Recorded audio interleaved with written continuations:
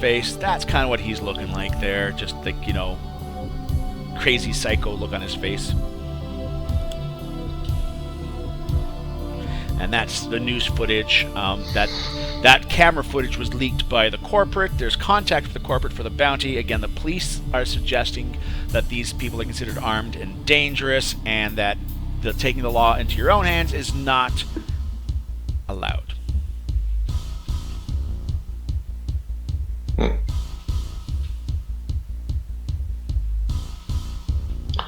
So they want the troll's head. Yep, they want the troll's head. Well, that's doable. And the other fast bikers, I take it that was that was his son was one of them? Nope. His son and wife were in the noodle shop. Okay. So they were the gunned down spectators who were caught in the middle of it. Ooh, this is nasty. At this point, she just kind of pulls up some stuff. You notice the coding is kind of weird and all that stuff, and she shows you that this has just been showing up on the dark web. Apparently, the guy had a gun cam, and he recorded the guy's wife and kid and a couple other people having their heads blown apart, and it's now cycling through their website on their latest snuff. I think it's time to dismember a gang. But if they were fighting with that other gang, I'm just wondering who the other gang they were fighting with is. The gang we're going to dismember right after we dismember this gang. So there's this list of gangs to dismember. So it's a need to know who they are. Yep, the other gang, she's looking into it. They are basically the Kibalong.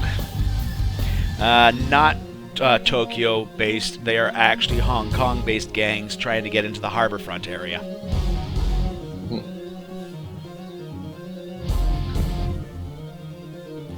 A faction of the Fei Long. And there's that pause as I look at Renset's character. Dun, dun, dun. The spirit dragons. Yep, spirit dragons, Fei Long. Kiba is like one of the Chinese spirits type of thing, and that's a faction of the spirit dragons, effectively. Okay. So, big ass troll can't be too hard to find.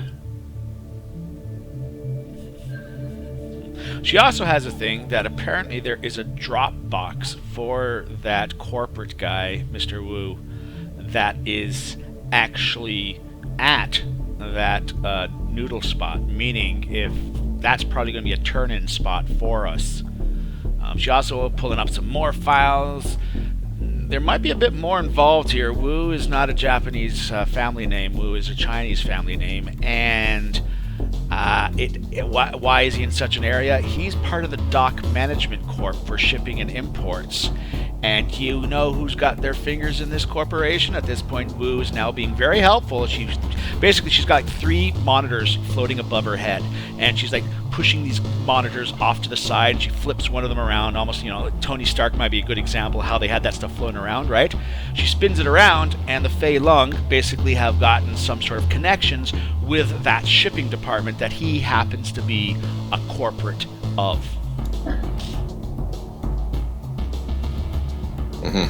Just letting you know what we might be dealing with. He might be part of the other gang that was part of the gang fight that his family was caught up in between.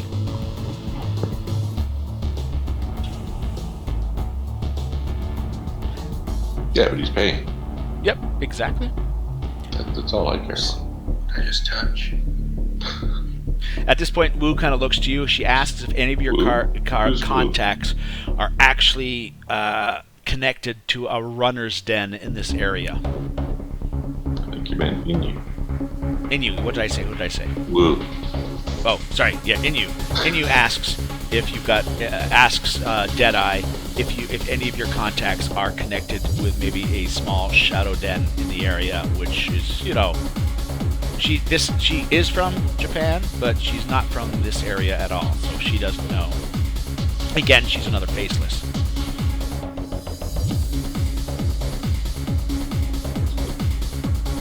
Yeah, won't be too sure of that right now.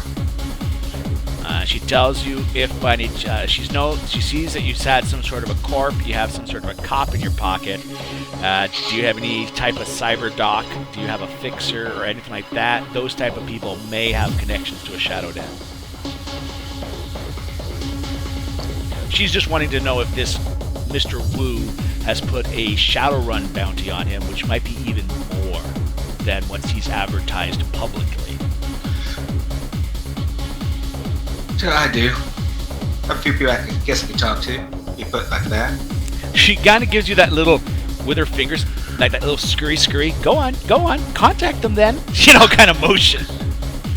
At that point, the green sprite pops out of one of the monitors and just kind of sits on her shoulder, and then it kind of just fizzles out of existence.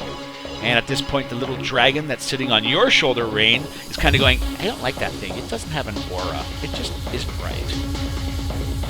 I know. Just ignore it. Go back to the tree. Well, you're out here. I don't want to be leaving you alone. I have to protect you against evils in the astral plane. That's my job. At this point, he kind of hops up. His body does like an S curve because of the way he is, and his little fists are coming up, and he's spinning around boxer style, ready to take on anything that comes at you. Oh, Lord. I've got some Irish spirit in me. I know it.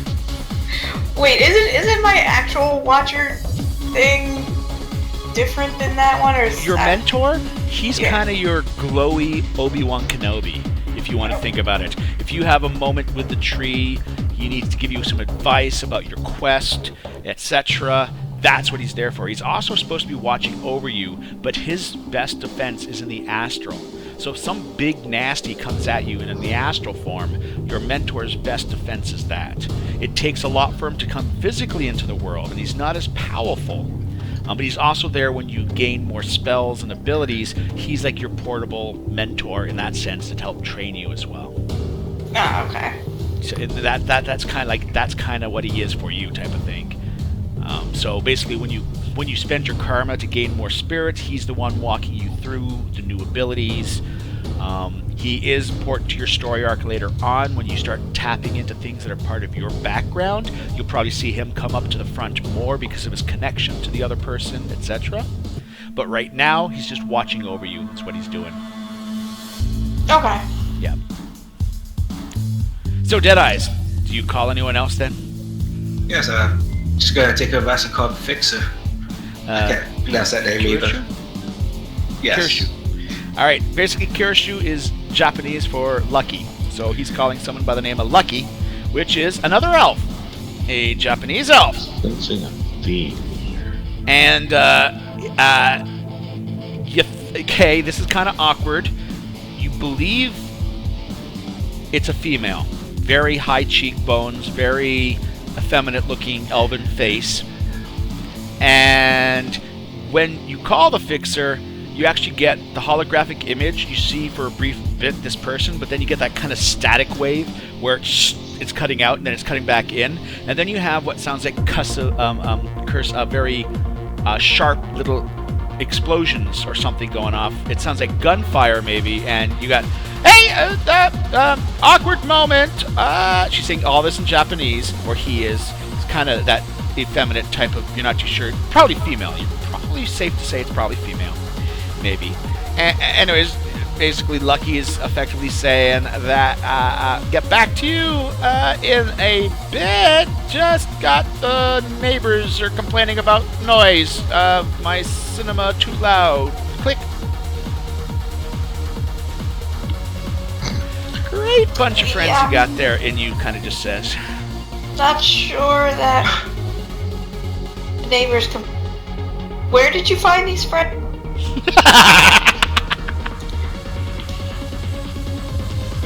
Write down the other last number.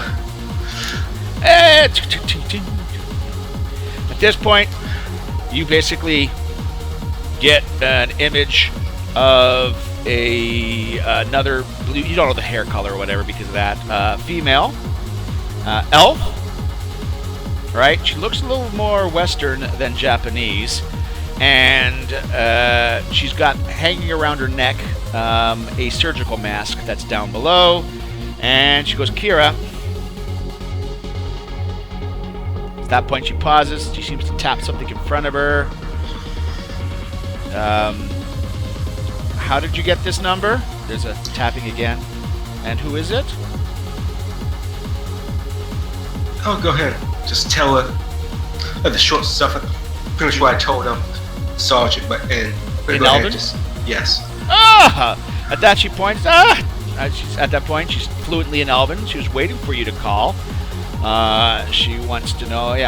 She basically wants to know if you and your cell got into the city okay. And this is, of course, a secure line, correct?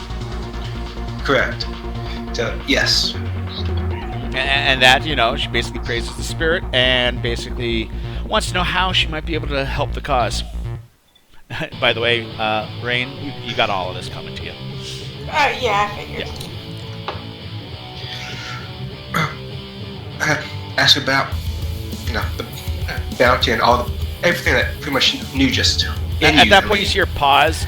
Her hand moves, and she kind of puts a surgical instrument into her mouth, like the tip of it, and she's got like a scalpel edge on the other end of it that has a little bit of kind of stuff hanging off of it, because everything's a bluish color. You can only guess what's kind of dripping off the tip of the scalpel. Hold on a second here. There's some fresh meat that came from that spot.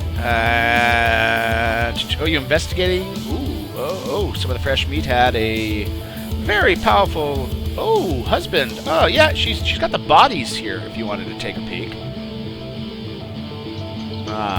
Well, at least she's got one of the bodies from that thing. There was like 4 bodies involved. She's only got one of the bodies. She thinks it might be the wife, not too sure. There was some body swapping at the crime scene because there was some good cyberware involved. They don't care what they burn or incinerate for ashes nowadays, do they? Yep. Hello? Yeah, we like to take a look. Well, at that point, she sends you coordinates to her chop shop.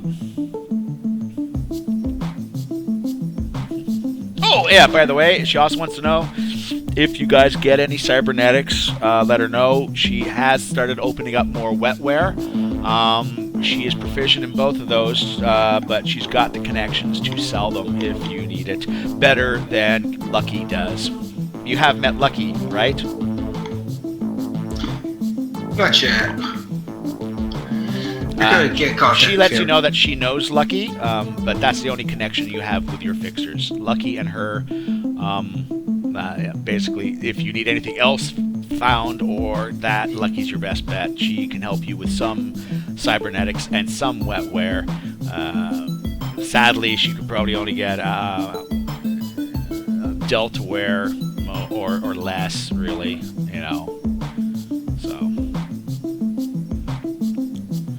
So yeah, other than that, just keep her in the loop, and she's got the body.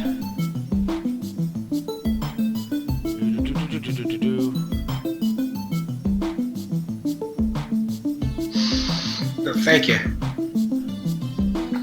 Oh yeah. What else we need? But yeah, she said she's got one of the bodies. If that's going to do you any good, she is familiar with bits and pieces, but that's it. And you kind of pauses, going, so, do you want to call her back and ask her if she knows that there might be a shadow den in the area? And you kind of smiles. They'll probably live in it. So, thank you, and you call her back. And then you kind of just heads to the kitchen now to grab something to drink. Yep, hello. At this point, you just kind of hear a zzz. She kind of pauses. Oh, hey.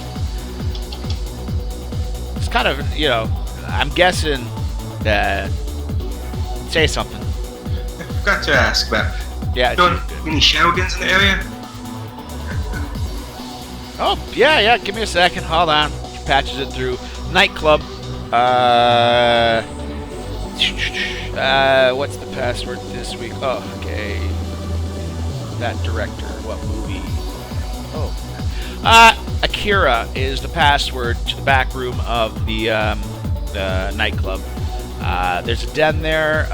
Lucky hangs out there sometimes, and she's got Proxy that hangs out for her there just for purchases mostly. And